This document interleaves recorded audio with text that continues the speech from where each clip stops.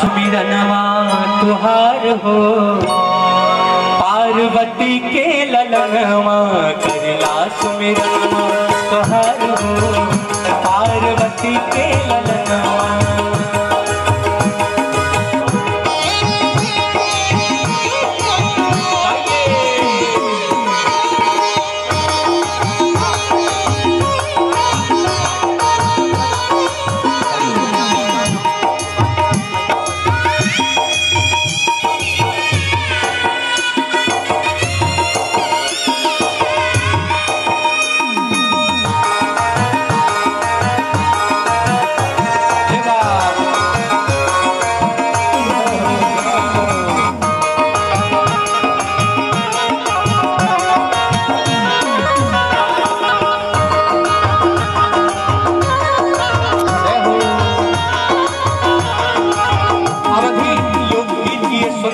हम अवध क्षेत्र में सुन रहे हैं।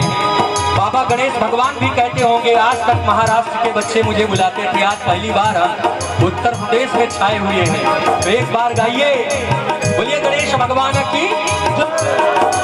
और कैसे है भगवान की छटा, लिखते हैं पियर पियर धोती पियर जनुआ, पियर जनुआ हो पियर जनुआ, पियर पियर धोती पियर जनुआ, पियर जनुआ हो पियर जनुआ, आखे में ढावल बाट सोने के खड़ुआ, सोने के खड़ुआ सोने के खड़ुआ।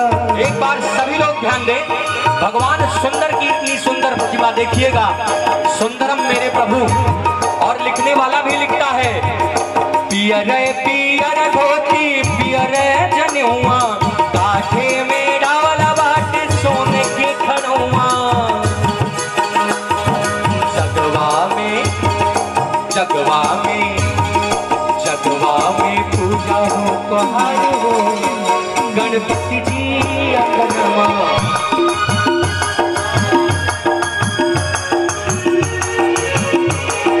करला सुमिरनवा तुहार हो, पार्वती के सुगनवा, करला सुमिरनवा तुहार हो, पार्वती के ललनवा, करला सुमिरनवा तुहार हो, गौरा के ललनवा, सुमिरनवा तुहार हो, गौरी के ललनवा।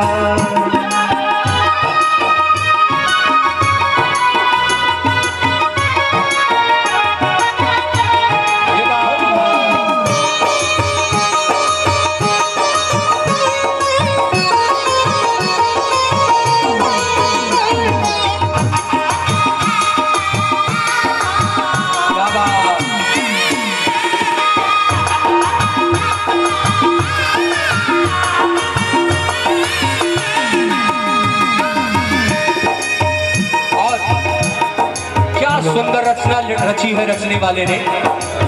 जिस प्रकार से भगवान ने हृदय लगा दिया सृष्टि की रचना करने में, मुझे लगता है इसी प्रकार से यह रचना लिखी गई है। सुनिए,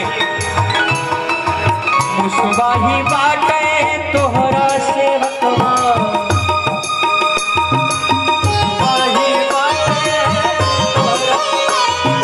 तोहरा से बकवा हो तोहरा से बकवा, मुसवाही बाटे ओ मुसवाही बाटे तोहरा से बकवा, तोहरा से बकवा हो तोहरा से बकवा।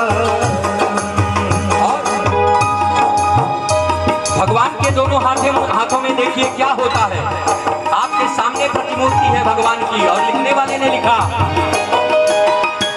हवा में शंख विराजे हो, हवा में शंख विराजे हो,